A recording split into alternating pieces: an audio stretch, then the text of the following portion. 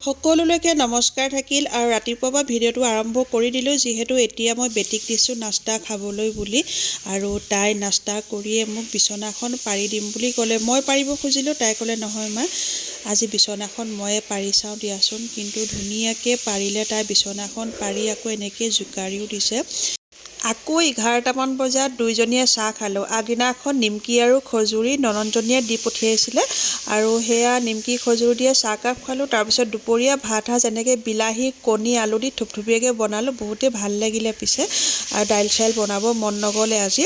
আৰু এয়া তাইক মই চাইছোঁ মানে কি কৰি আছে, পঢ়িয়ে আছিলে পিছে আৰু ৰাতি তাই চিকেন খাম বুলি ক'লে চিকেন আনিলোঁ। মই চিকেন এনেকৈ আলু দি পিনে বনালোঁ আৰু আধাখিনি কুৰ্মা বনাই ৰাখিছোঁ বেটিলৈ বুলি আৰু মাক জীয়েক দুজনীহে আছোঁ। ভাত তৰকাৰী বনাই হৈ যোৱাৰ পাছতেই দুইজনীয়ে খাই ল'লোঁ।